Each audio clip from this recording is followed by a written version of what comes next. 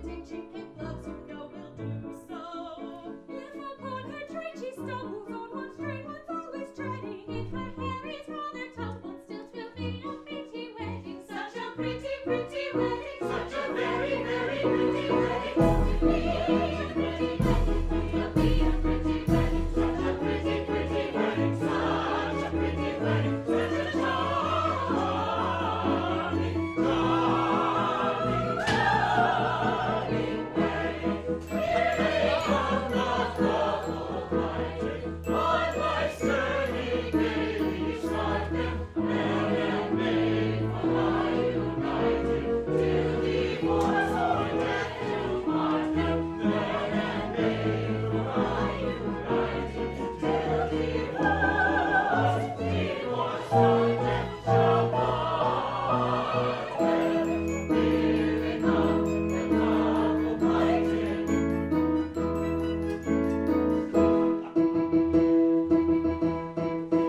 Pretty Lisa, fair and tasty, tell me now and tell me truly, haven't you been rather hasty? Haven't you been rash unduly? Have I quite the dashing sposo that your fancy would depict you? Perhaps you think me only so, well, I will not contradict you. No, he will not contradict you. Why to raise objection? I'm a child untaught and homely. When you tell me your affection, tender, truthful, true and comely, that you quarrel no one's bolder, no dissensions always grieve you. Why, my love, you're so much older that, of course, I must believe you. Yes, of course, she must believe you. Everlasting unkindly shut your eyes and love him blindly. Should he call you things uncomely, shut your mouth and love him roundly. Should he raise you brightly lefty, shut your ears and love him deafly. Thus and thus alone, Ludwig's wife may hold her own. Thus and thus alone, Ludwig's wife may hold her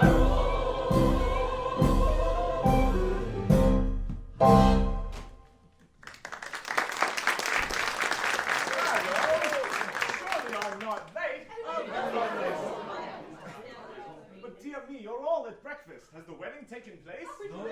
My good girls, one at a time, I beg. Let me understand the situation.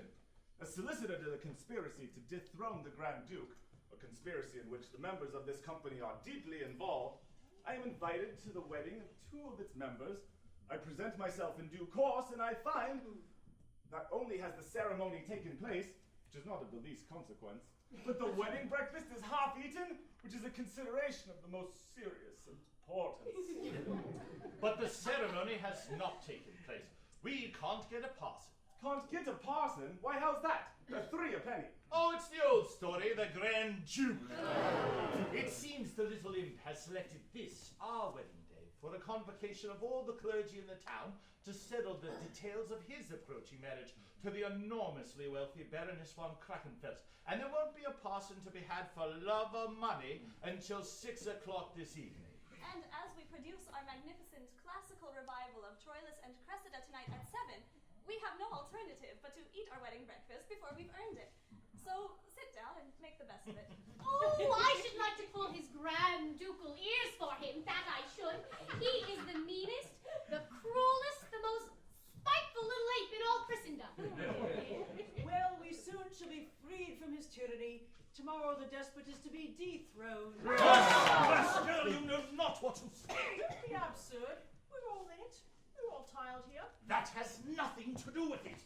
Know ye not that in alluding to our conspiracy without having first given and received the secret sign, you are violating a fundamental principle of our association. By the mystic regulation of our non-association, ere you open conversation with another kindred soul, you must eat a sausage roll.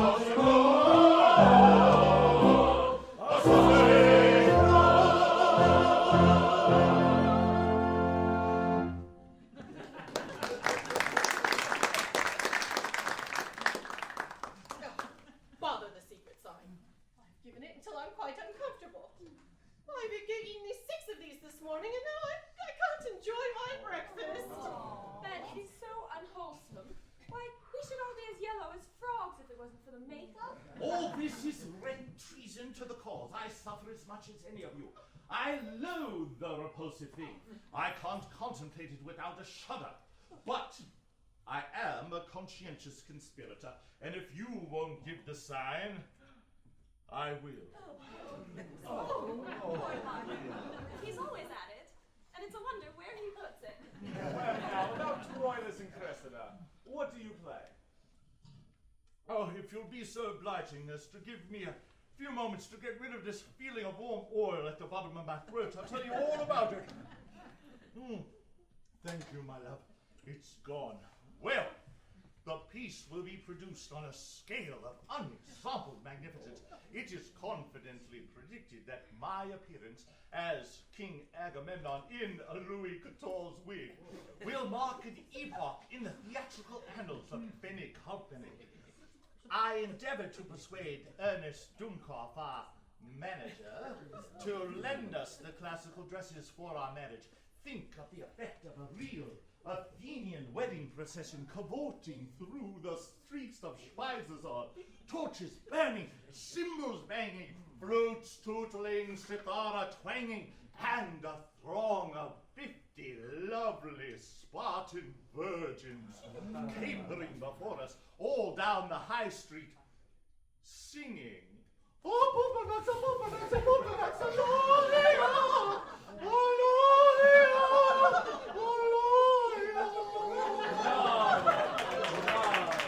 would have been tremendous.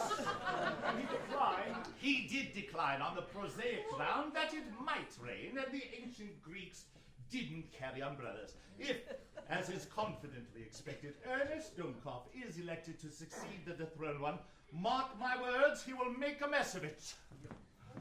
He's sure to be elected. His entire company has promised a plum for him on the understanding that all the places about the court are filled by members of his troupe, according to professional precedents. Here comes Ernest Dunkoff now. We shall hear about it. Oh, it's a certainty. A practical certainty. 2 of the candidates have been arrested for debt, and the 3rd is a baby in arms. So if you keep your promises and vote solid, I'm cocksure of election. Trust to us. But you remember the conditions? Yes, everyone is to be supported for life. Every man is to be ennobled. Every lady is to have unlimited credit with court milliners, and all salaries are to be paid weekly in advance. Oh, it's quite clear he knows how to rule a grand duchy. My good girl. Why, for 10 years past, I've ruled a theatrical company, and a man who can do that can rule anything.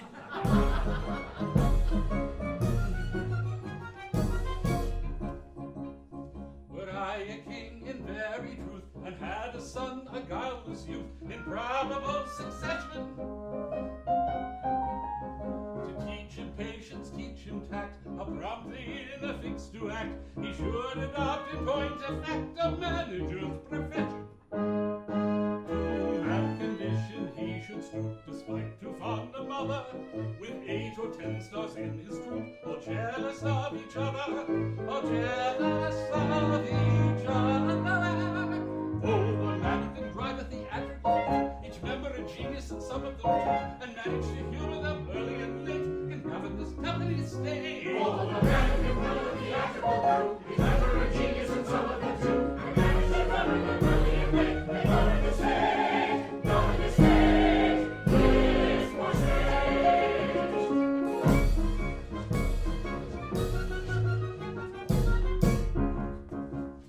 Both A and B rehearse a slight. They say they'll be all right at night. They both to go to school yet. C in each act must change her dress.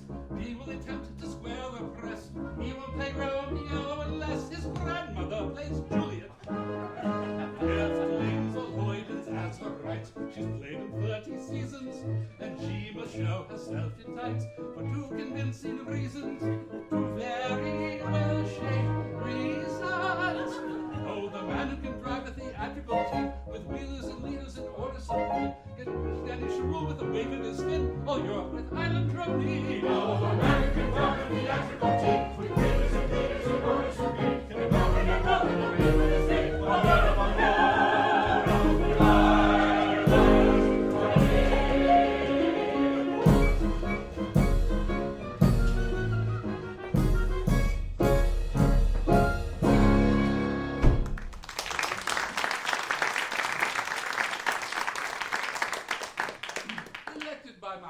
conspirators, as Grand Duke of Fenwick, Count Fenwick, as soon as the contemptible little occupant of the historical throne is deposed. Here is promotion indeed. Yet, am I happy? No, far from happy. The lovely English comedian, the beautiful Julia, whose acting abilities are so amazing that our audiences accept even her strong English accent, that rare and radiant being treats my respectful advances with disdain unutterable.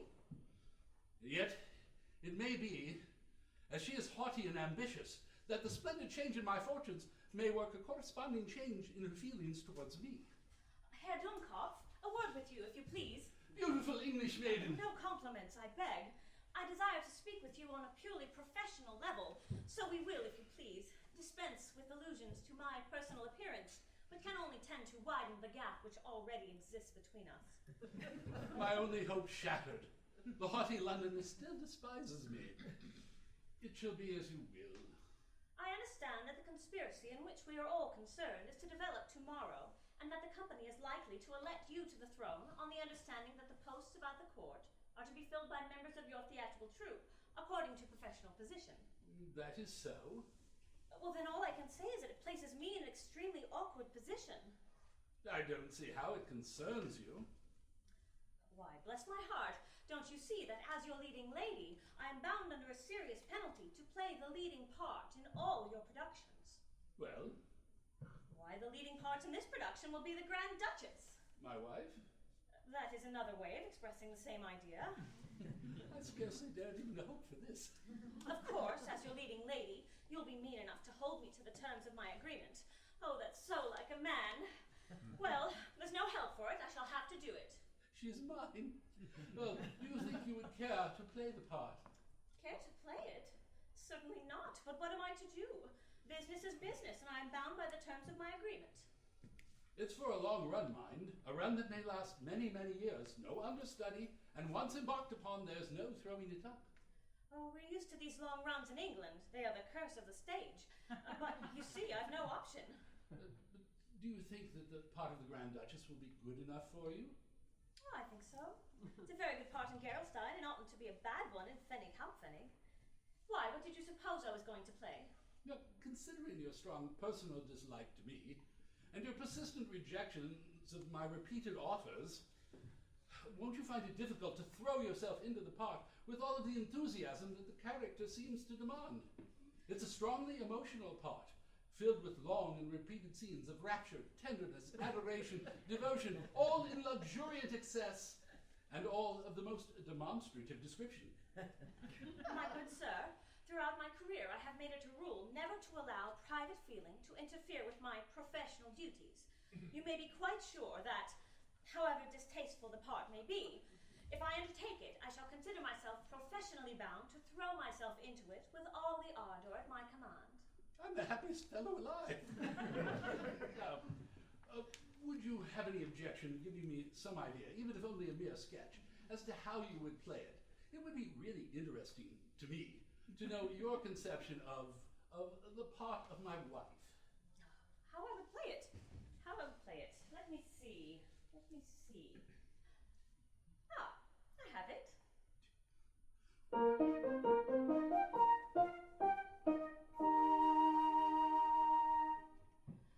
How would I play this part? The Grand Duke's bride. All a rancor in my heart. Hide it to me, hide. I drive it from my recollection and whelm him with a mock affection, well calculated to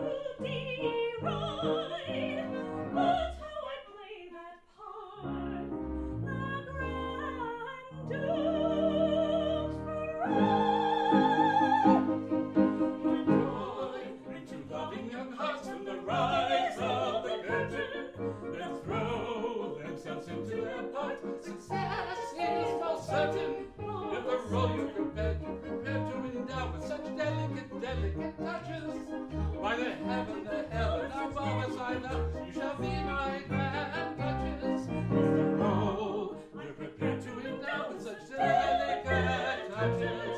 By the heaven above us either.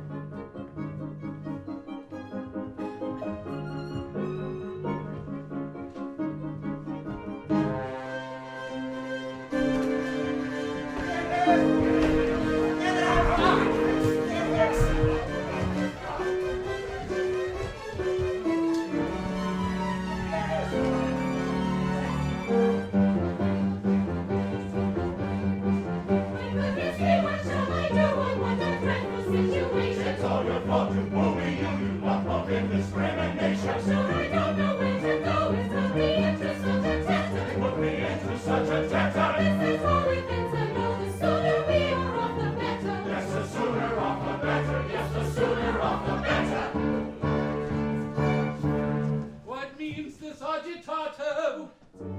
What do you seek? As your Grand Duke elect, I bid you speak.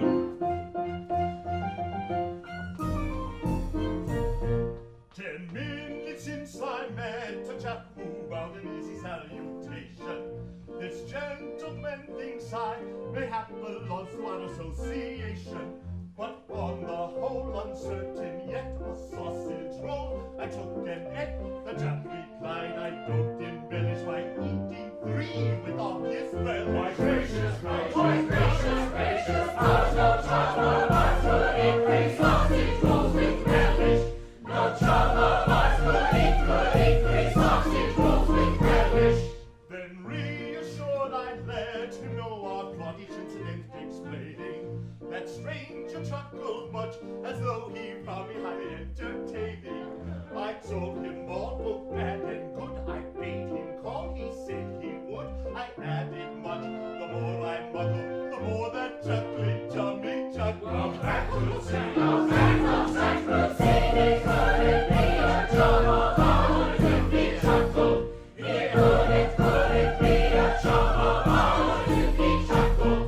Well, as I bowed to his applause, down fell he with hysteric bellow, and that seemed right enough, because I am a devilish funny fellow. Then suddenly, as still he squealed, it flashed on me that I'd revealed a plot with all details effective.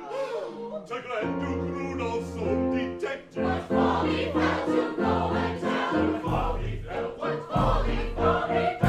go and tell? What to anyone's detective? What folly fell on what to tell to anyone's detective? Movie, oh you both, movie, oh you both. Stupid muffins, rainbow screens, for the bench stuff. Pack them at once and off we go. This we're anxious to exhibit a very forms on in a row. Set upon the castle tip. Off we go. Off we go. Off we go.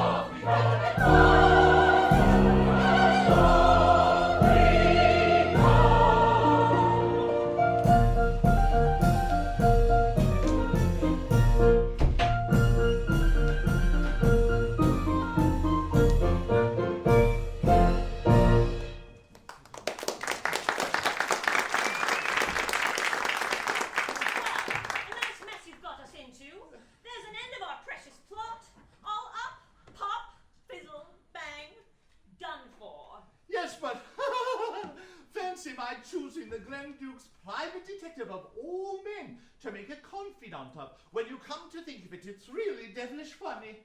When you come to think of it, it's really injudicious to admit into a conspiracy any pudding-headed baboon who happens to come along.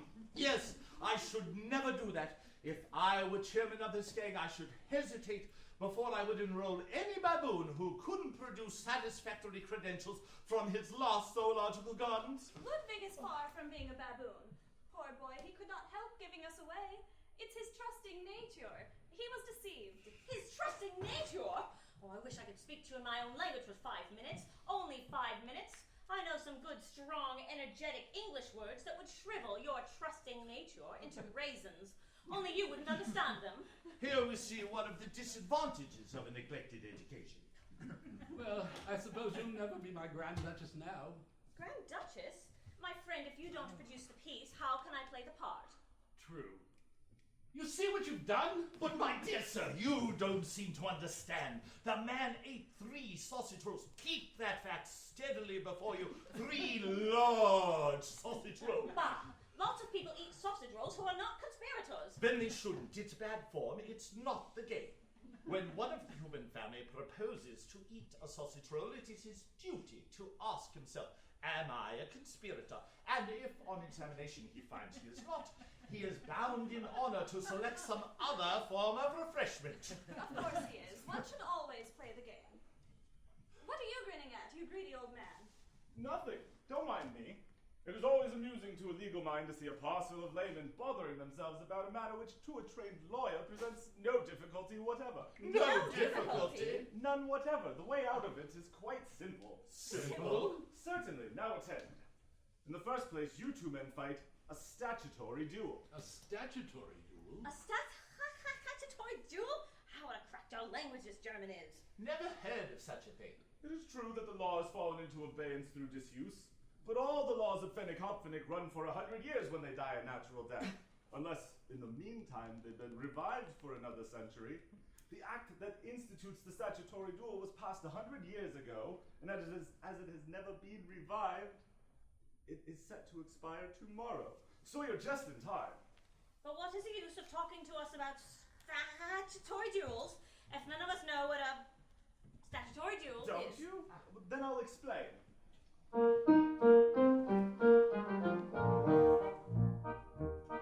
About a century since, the code of the duello, to sudden death for want of breath sent many a struggling fellow. The then presiding prince, who Eustace bloodshed hated, he passed an act short and compact, which may be briefly stated. Unlike the complicated laws of parliamentary drafts and draws, it may be briefly stated. We know the complicated laws of parliamentary drafts and draws cannot be briefly stated. By this ingenious law, if any two shall quarrel, they may not fight with falchions bright, which seem to him immoral, but each a card shall draw, and he who draws the lowest shall so 'twas said be henceforth dead, in fact a legal goest.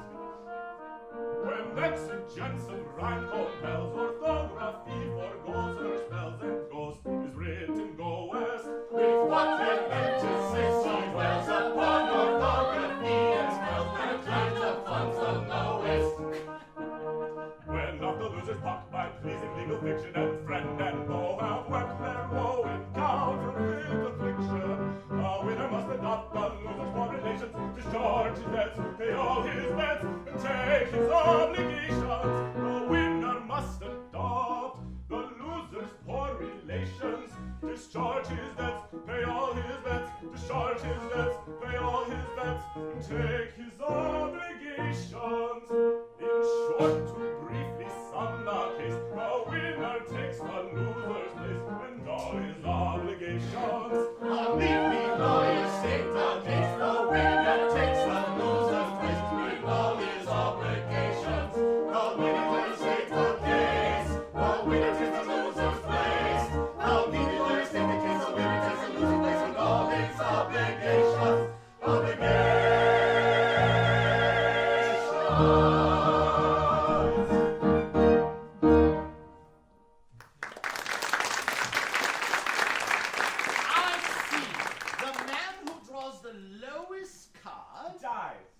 Ipso facto, a social death, his identity disappears. The revising barrister expunges his name from the list of voters, and the winner takes his place, adopts all of his functions, discharges all of his responsibilities. Well, that's all very well. But what is to become of the survivor? Yes, that's an interesting point, because I might be the survivor. The survivor goes at once to the Grand Duke and in a burst of remorse denounces the dead man as the moving spirit of the plot. He is accepted as king's evidence, and as a matter of course, he is granted a free pardon. Tomorrow, when the law expires, the dead man will, ipso facto, come to life again. The revising barrister will restore his name to the list of voters, and he will resume all of his obligations, as though nothing unusual had happened. Except that he will at once be arrested, tried, and executed on the evidence of the informer. Candidly, I don't think much of your plot, my friend. Dear, dear, dear, the ignorance of the laity. It is a beautiful maxim of our glorious Constitution that a man can die only once. Death expunges crime, and when he comes to life again, it will be with a clean slate. It's really very ingenious. My dear sir, we owe you our lives. May I kiss him? Kiss him? You're a big girl now. Well, miscreant, are you prepared to meet me on the field of honor? At once. By Jove, what a couple of fire eaters we are. Ludwig doesn't know what fear is. Oh, I don't mind this sort of duel. It's not like a duel with swords. I hate a duel with swords. It's not the blade that I mind, it's the blood. And I hate to duel with pistols. It's not the ball I mind, it's the bay. Altogether, it is a better way than the old one of giving satisfaction.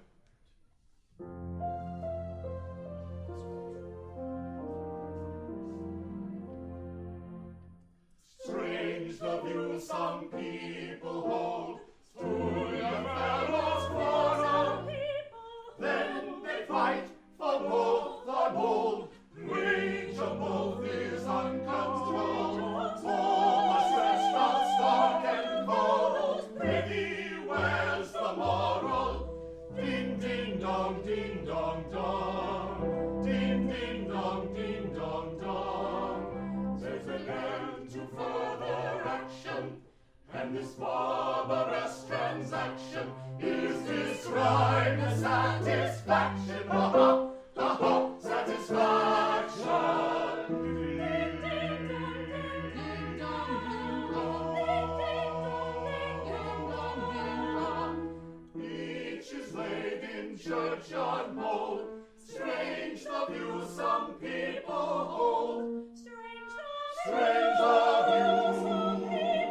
Strange the view some people hold. Strange, oh strange the views. Better than the method old, which was coarse and cruel, is the plan that we've extolled. Sing thy virtues manifold, better than refining gold. Statutory duel, sing, sing, song, sing, song, song, sing, sing, song, sing, song, song. So the pistol neither uses, playing card he lightly chooses, and the loser simply loses. Ha ha, ha ha, simply loses. Sing, sing, song, sing, sing, song, sing, song. Sing, sing, song, sing, sing, song. If society were cold, who'd suppose the method old? Strange the view, strange the view some people hold. Strange, oh strange the views. Ding ding dong, ding dong, ding dong, ding dong, ding dong, ding dong, dong, dong.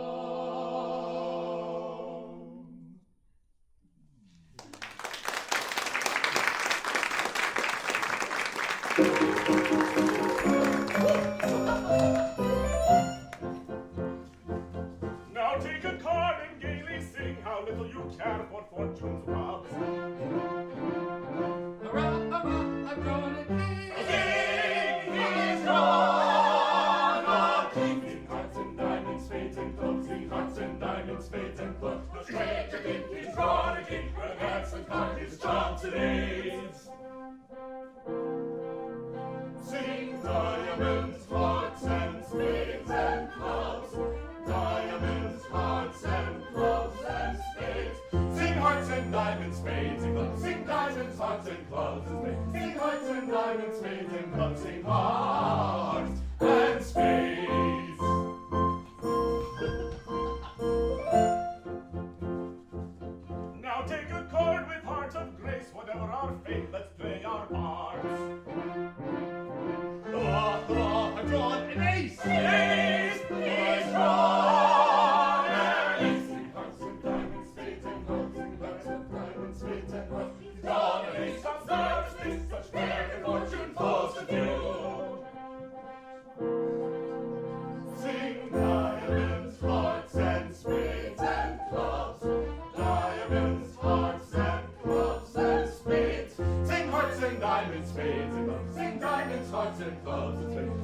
hearts and diamonds, spades and clubs, sing hearts and spades.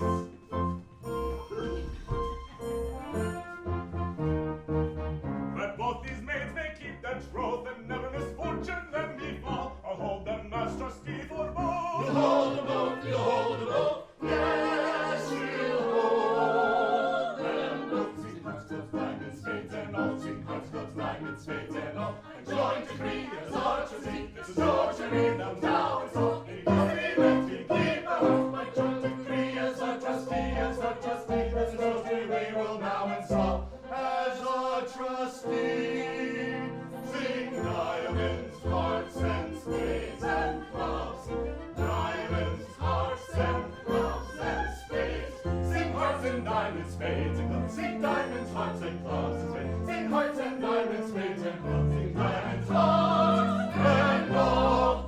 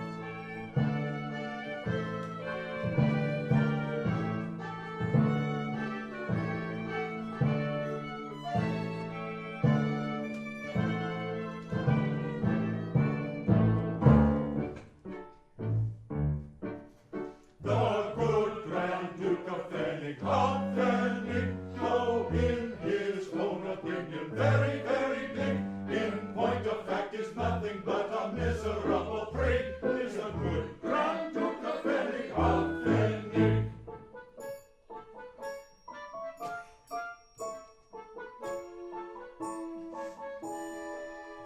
Though quite contemptible, as everyone agrees, we must dissemble if we want our bread and cheese. So hail him in a chorus with enthusiasm big, the good Grand Duke of Fenwick of Fenwick. The good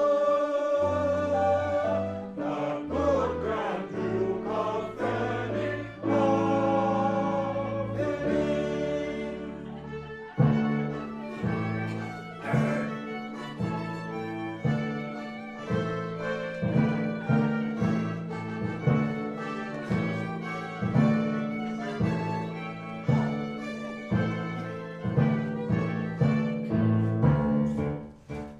A patent to professors of monarchical autonomy. I don't indulge in levity or compromising bonhomie, but dignified formality consistent with economy. Above all other virtues I particularly prize. I never join in merriment, I don't see joke or japany.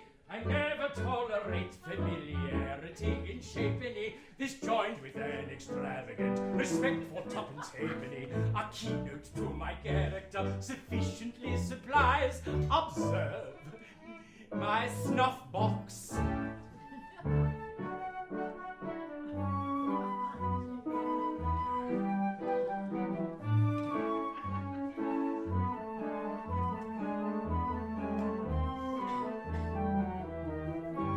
This incident a keynote to my character supplies. I pour out tea and sugar with precision mathematical. Instead of beer, a penny each. My orders are emphatical. Extravagance unpardonable. Any more than that I call. But on the other hand, my ducal dignity to keep. All courtly ceremonial, to put it comprehensively, I rigidly insist upon, but not, I hope, offensively, whenever ceremonial can be practiced inexpensively. And when you come to think of it, it's really very cheap. Observe my handkerchief.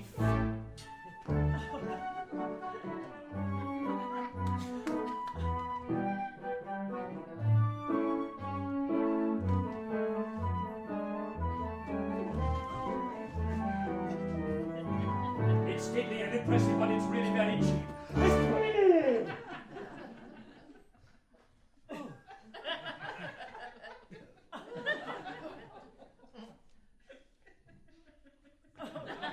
My Lord Chamberlain, as you are aware, my wedding to the wealthy Baroness von Krakenfeld takes place tomorrow.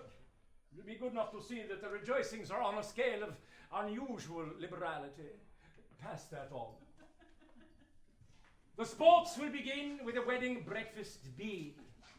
The leading pastry cooks of the town will be invited to compete, and the winner will not only enjoy the satisfaction of seeing his breakfast devoured by the Grand Ducal pair, but he will be entitled to have the arms of Pfennig, halb Pfennig, tattooed between his shoulder blades.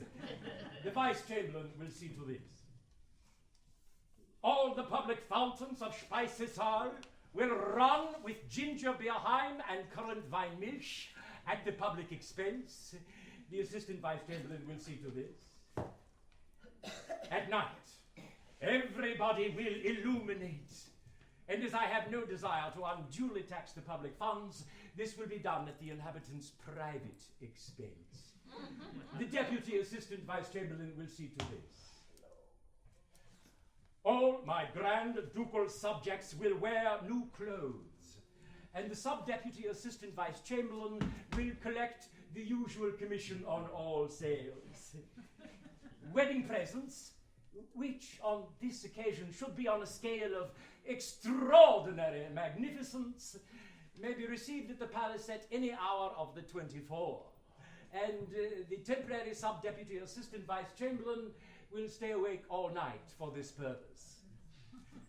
The entire population is commanded to enjoy themselves, and the acting temporary Sub-Deputy Assistant Vice-Chamberlain will sing comic songs in the marketplace from noon until nightfall.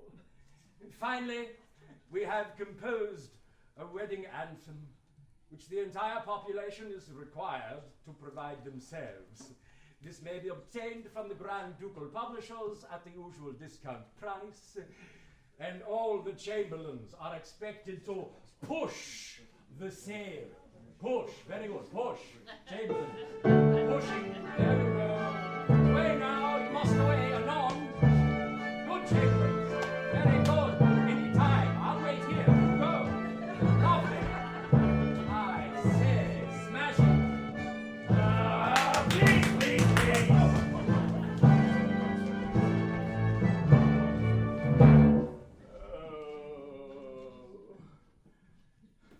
I don't feel at all comfortable. I hope I'm not doing a foolish thing by getting married. After all, it's the poor heart that never rejoices. And this wedding is the first little treat I've given myself since my christening. Besides, Caroline's income is quite considerable, and as her views on economy are quite on par with my own, it should work out well. Bless her tough old heart. She's a mean little darling. Here she is, punctual for her appointment. Rudolph, what's the matter? Oh, I don't feel quite myself, my pet. I'm a little worried and upset. I want a tonic. It's the low diet, I'm afraid. I think I shall have to take the bull by the horns and have an egg with my breakfast. Anything rash, dear? Here. Begin with, a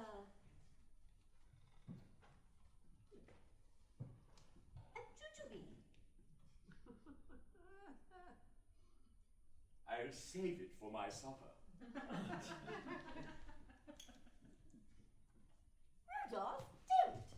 What in the world are you thinking of? Well, I was thinking of embracing you, Sugar Plum, just a cheap little treat. What, here? In public? Really? You seem to appear to have no sense of delicacy. No sense of delicacy, Bonbon. No. When you courted me, all your courting was done publicly, in the marketplace. When you proposed in the marketplace. And now that we're engaged, you seem to desire that our first tete-a-tete occur in the marketplace. Surely you have a room in your palace with blinds that would do? But my own, I can't help myself. You see, I'm bound by my own decree. Your own decree? Yes, all the houses that give onto the marketplace belong to me, but the drains, which date back to the reign of Charlemagne, want attending to, so the houses won't let. So, with the view of increasing the value of the property, I decreed that all love episodes between affectionate couples should take place in public on this spot every Monday, Wednesday, and Friday when the band doesn't play. This is what a happy idea. And so moral, too. And have you found an answer? Answer? Well, rents have increased 50%, and the sale of opera glasses, which is a grand ducal monopoly, have enjoyed an extraordinary stimulus. So, under the circumstances, would you mind if I placed my arm around your waist as a source of income? Just this once? It's so very embarrassing. Think of the opera glasses. Oh, my good girl, that's exactly what I am thinking of. Hang it all! We have to give them something for their money.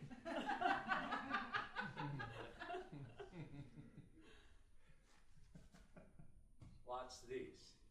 It's a letter which your detective asked me to hand to you. Oh. I wrapped it in yesterday's paper to keep it clean. Oh, it's just his detective report. That will keep. But I say, you've never been and bought a newspaper? My dear Rudolph, do you think I'm mad? I didn't think you were the sort of girl to go and buy a newspaper. It came wrapped around my breakfast. Well, we got it. We might as well read it. What does it say? Listen, here's your biography. Our detested despot. Yes, I fancy that does refer to me. And it says, dear me, this can't be. What can't be? It says that although you're going to marry me tomorrow, that you were betrothed in infancy to the Princess of Monte Carlo. Yes, that's quite right. Didn't I mention it? Mention it. You never said a word about it. Oh, it doesn't matter. It's practically off. Oh. Yes, you see, according to the terms of the contract, the betrothal is void unless the princess marries before she comes of age. Now, her father, the prince, is stony broke and hasn't left the house for years for fear of arrest. Over and over again, he has implored me to come to him to be married, but in vain. Over and over again, he has implored me to send him the money so that she could come to me, but in vain. I am very young, but not as young as that. And as the princess comes of age at 2 o'clock tomorrow, I'm a free man. Which is why I have selected that hour for our wedding. You see, I should like to get as much marriage as I can for my money. I see. Of course.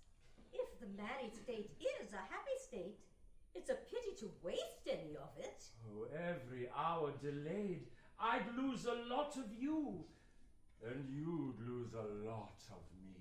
My thoughtful darling. Oh, Rudolph, we ought to be so very happy. If I'm not, it'll be my first bad investment. I suppose there is such a thing as a slump, even in matrimonials. I often picture us on the long, cold, dark December evenings, sitting close to each other and singing impassioned duets to keep us warm. Thinking of all the lovely things that we could afford to buy, if we chose. and yet planning out our lives in the spirit of the most rigid and exacting economy. It's the most beautiful and touching picture of connubial bliss in its highest and most rarefied development. This quarter penny roll we sing, it is not reprehensive. If the joys of what could bring, were we disposed to do the thing upon a scale extensive, this rich butter will thick and clear. Perhaps we'd have it once a year. No more open-handed, dear. Though mind you, it's expensive. No doubt it is expensive, But he who has an income clear of £50,000 a year, the purchase of his fancy lumps conspicuous at 2 shilling gloves, 2 shilling gloves. 2 shilling gloves. Just think of that 2 shilling gloves. Cheap shoes and ties of gaudy hue, and Waterbury watches too. Just think that he could buy the lot were he a donkey. Which he's not. Oh, no, he's not. Oh no, he's not. That kind of donkey he is not. Then let us be modestly merry and rejoice with the daddy. Laughing to sing is a rational thing, it's a joy economical very. Then let us be modestly merry and rejoice with the daddy. What laughing to sing is a rational thing, it's a joy economical very.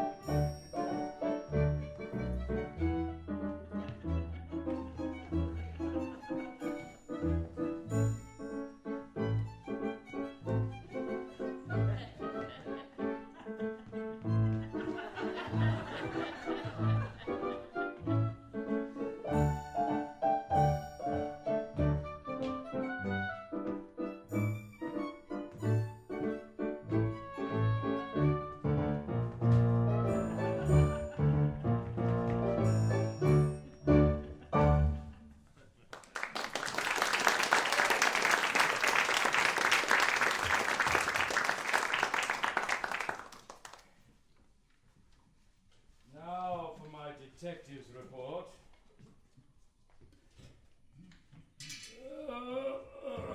Let's see. Another conspiracy. A conspiracy to depose me! And my private detective was so convulsed with laughter at the notion that the conspirator had chosen him as a confidant, he was unable to arrest the malefactor. It'll come off. Oh, this comes of hiring a detective with a keen sense of the ridiculous. In the future, I shall employ none but Scotchmen. And the plot's to explode tomorrow, my wedding day. Oh, Caroline, what is to be done?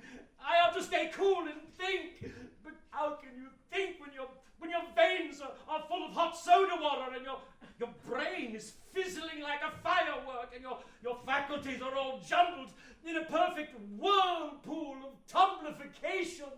Oh, I'm going to be ill. Oh, I've been living too low. Oh, and I'm going to be very ill indeed.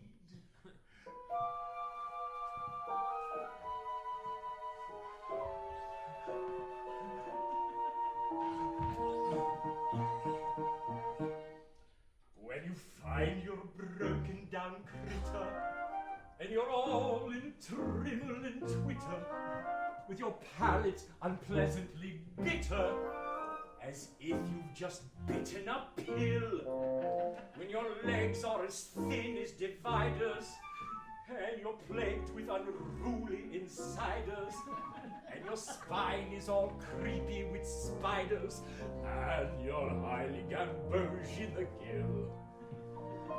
Creepy! Creepy! When you've got a beehive in your head, and a sewing machine in each ear, and you feel like you've eaten your bed, and you've got a bad headache, a headache down here.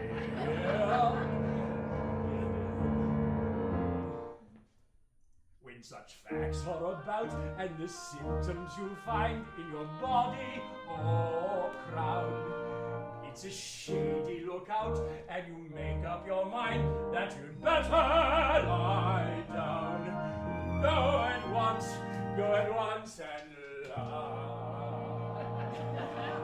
down.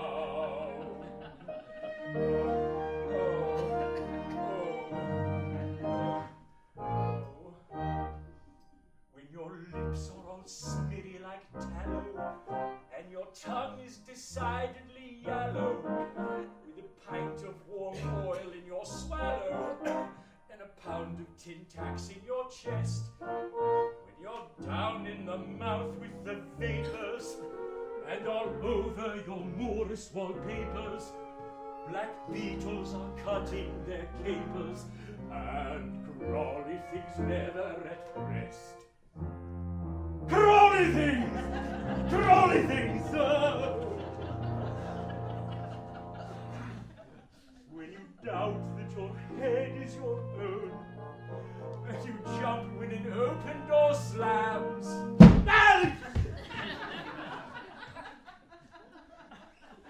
Then you've got to a state which is known to the medical world as Jim Jam.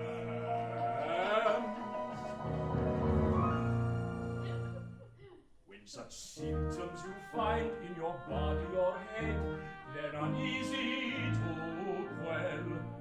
Then you make up your mind that you're better in bed, for you're not at all well.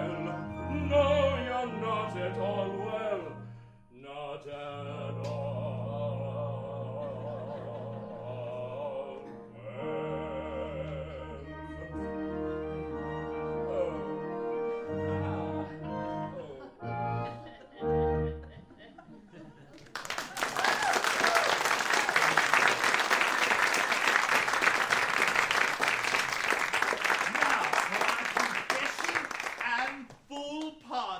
They told me the Grand Duke was dancing duets in the marketplace, but I don't see him. Hello? Who's this? Oh, why, it is the Grand Duke. Who are you, sir, who presume to address me in person? If you have anything to communicate, you must fling yourself at the feet of my acting temporary sub-deputy assistant vice-chamberlain, who will fling himself at the feet of his superiors, and so on, with successive foot flingings through the ranks, until finally your communication, in course of time, will come to my august knowledge. But when I inform your highness that in me you see the most unhappy, the most unfortunate, the most completely miserable man in your whole dominion. You, the most miserable man in my whole dominion! How can you have the face to stand there and say such a thing? Why, look at me. Look at me. Well, I wouldn't be a crybaby. A crybaby? What would you do if tomorrow you were told you were going to be deposed, or perhaps blown up with dynamite for all I know? Wouldn't you be a crybaby? Oh, if only I could hit upon some cheap and painless means of ending an existence which has become so unsupportable, I would unhesitatingly adopt it. You would? I see a magnificent way out of this, my Jupiter, I'll try it. Are you by any chance in earnest? In earnest? Look at me.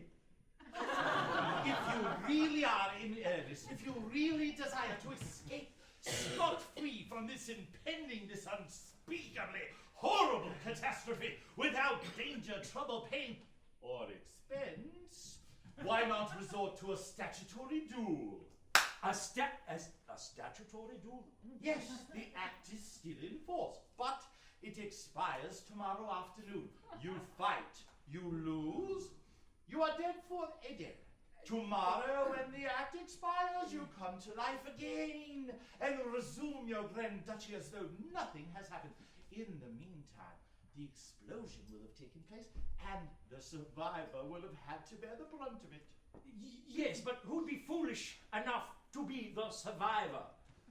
Actuated by an overwhelming sense of attachment to your Grand Ducal person, I unhesitatingly offer myself as the victim of your subject's fury. I say, that's very handsome of you.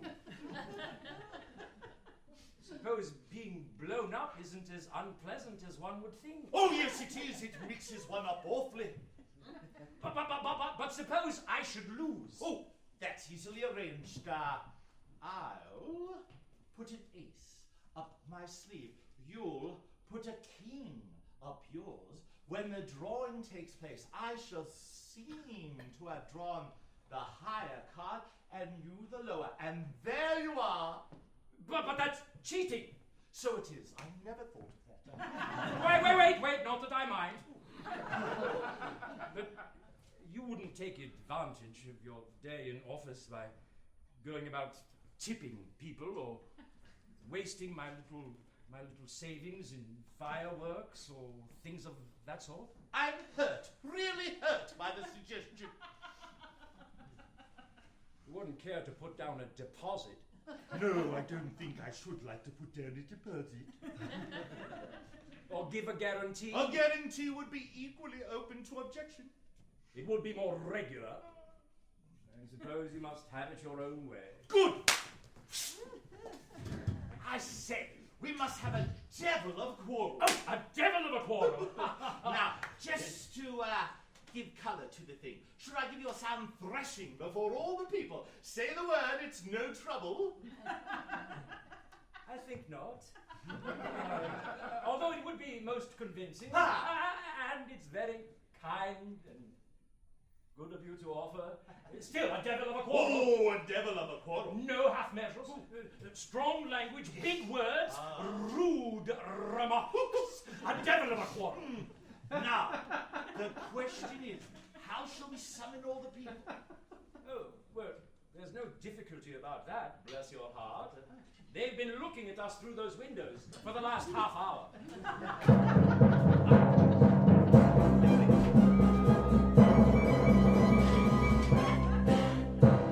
Come hither, all you people, when you hear the fearful news. For the pretty women weep, men will shiver in their shoes, And they'll all cry, Lord, defend us, when they learn the fact tremendous, that to give this man his gruel in a statutory duel, this plebeian man of shoddy, this contemptible nobody, your Grand Duke does not refuse.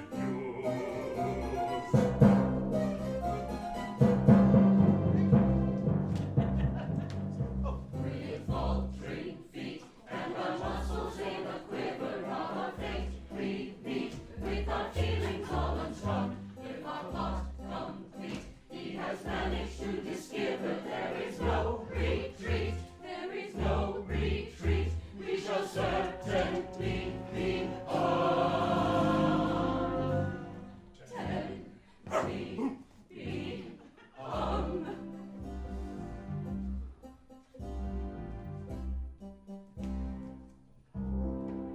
Now you begin and pitch it strong. Walk into me abusively.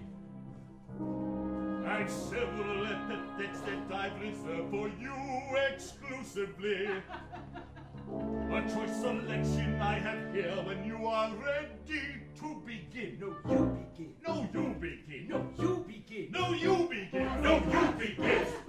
We expected is our little undetected.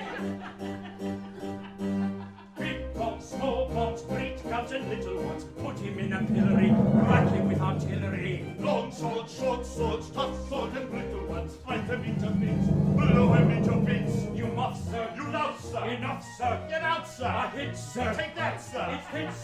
patatsa, sitsa patatsa, sitsa patatsa. County heroes thunder, all the world is lost in wonder.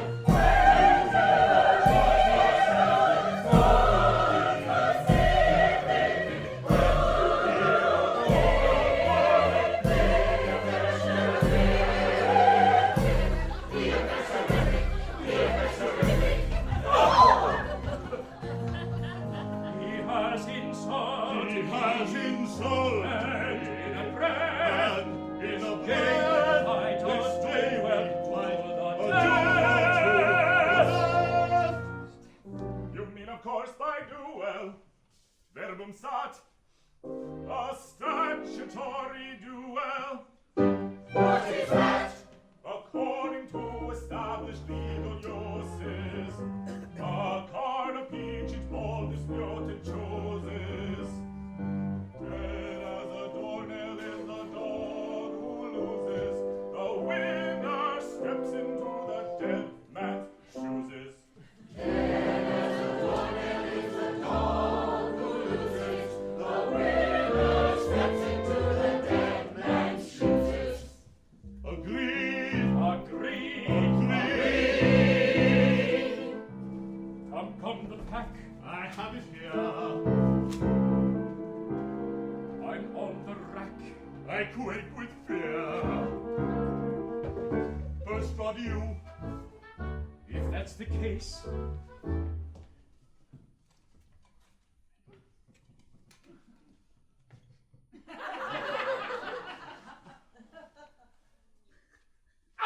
Behold the king!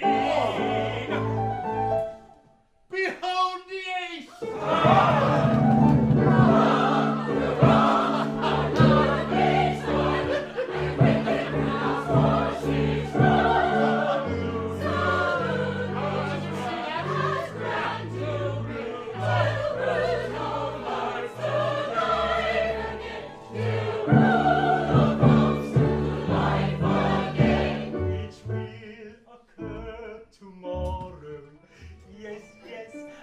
Come to life tomorrow.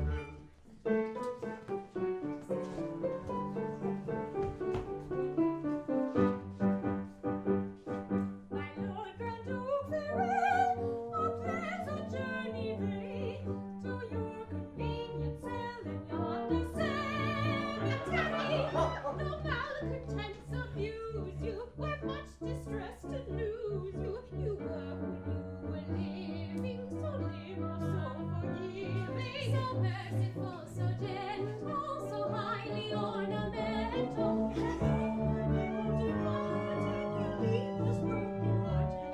Yes, truly, truly, truly, truly, truly broken-hearted. Yes, truly, truly, truly broken-hearted. We're truly broken-hearted, truly, truly broken-hearted. We're truly broken-hearted. We're truly broken-hearted. Rapscallions in penitential fire, you'll rue the ribaldry that from you falls. Tomorrow afternoon the law expires, and then look out for swans.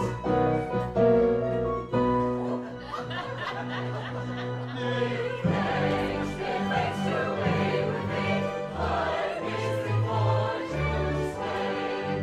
Our good hearts around the sea for one delightful day. We hear you, sir, we greet you, sir. We hear you, sir, we greet you, sir. The daylight face we greet for one delightful day. Hurrah, hurrah, hurrah, hurrah. You've done it neatly. Pity that your powers are limited to 4 and 20 hours. No matter, though the time will quickly run, in hours 24, much may be done. Oh,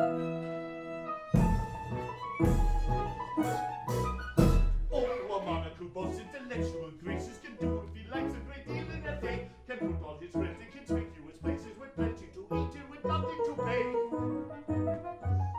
You'll tell me no doubt with unpleasant grimaces tomorrow, deprived of your ribbons and laces. You'll get no dismissal with very long faces. But wait, on the topic I've something to say. I've something to say. I've something to say. He's something to say. Oh, our rules should be very unmounted instead of while the sunshine we would get up our hay by a pushing a monarch. Turn it energetic, a very great deal may be done in a day. Oh, his rules will be very, he's not aesthetic and wise. Sunshine from here up our head by a pushing a monarch. Turn it energetic, a very great deal may be done in a day.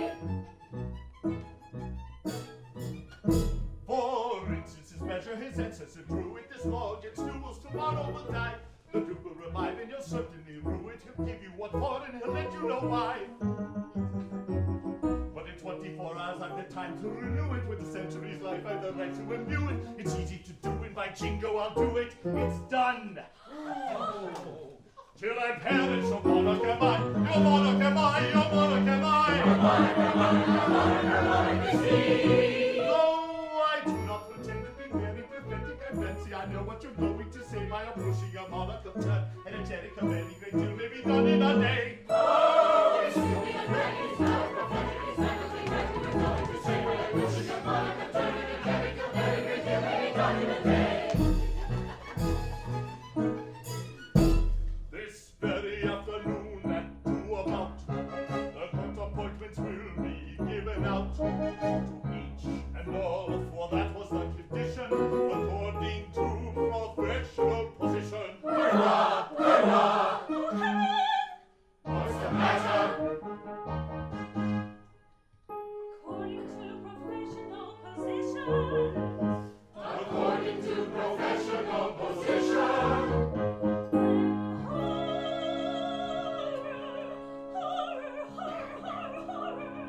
Why, what's the matter? What's the matter? What's the matter? What's the matter? Oh, pity me, my comrade true love, as well I know you do, this gentle child,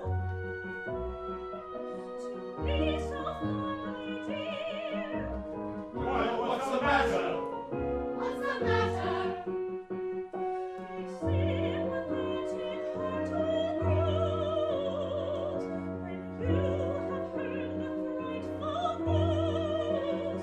Oh, for him is only one accursed fate, that it should fall to my lot to break my darling's heart.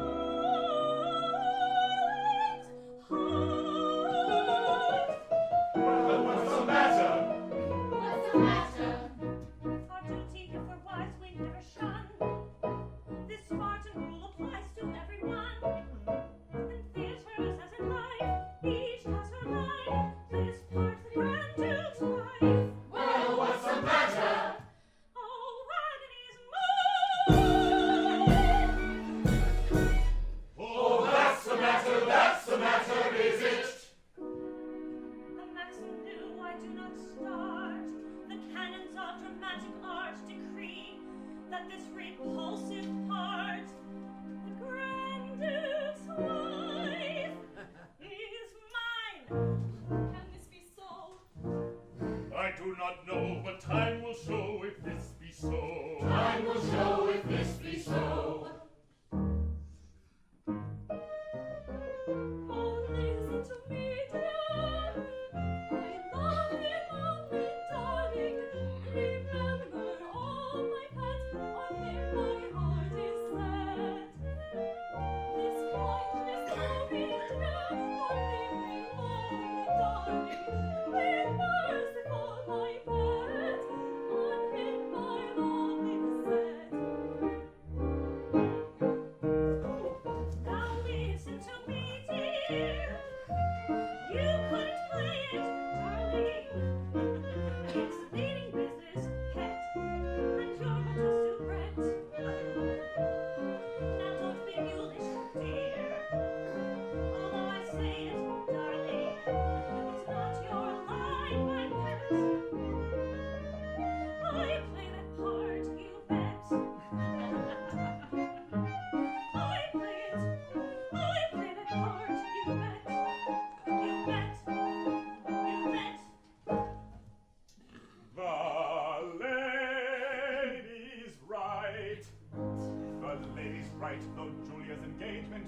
stage meant.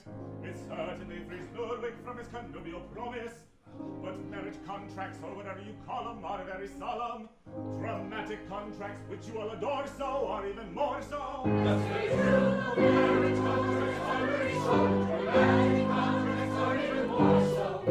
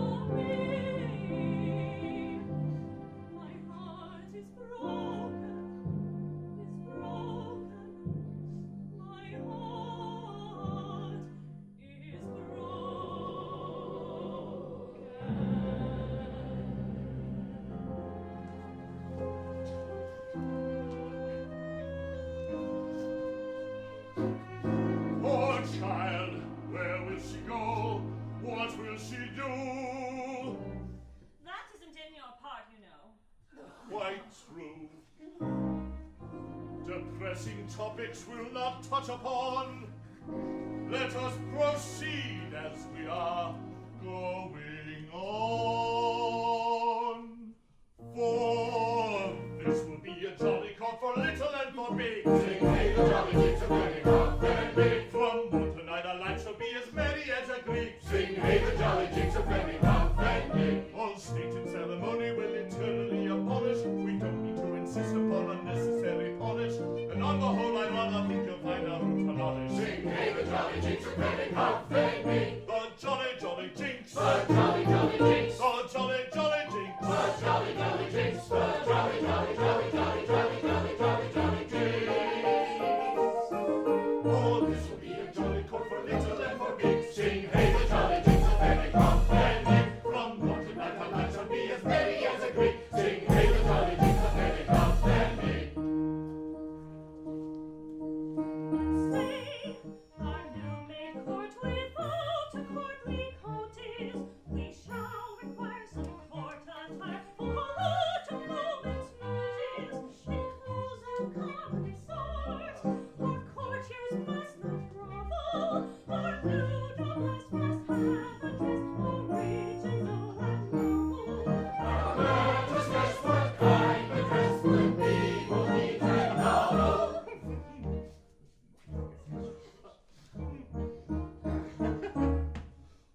Athens will excuse unnecessary dresses, correct and true and all brand new the company possesses. Henceforth our court costume shall live in song and story, for we'll appraise the dead old days of Athens in her glory. Yes, there's a praise the dead old days of Athens in her glory.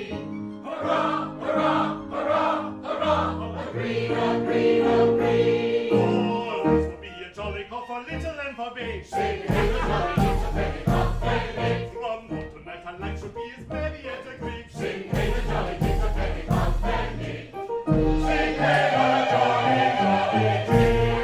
The jolly, jolly jinks. Sing hey, the jolly, jolly jinks. Sing hey, sing hey, sing hey. The jolly jinks are penny off and big. The jolly, jolly jinks. The jolly, jolly jinks. The jolly, jolly, jolly, jolly.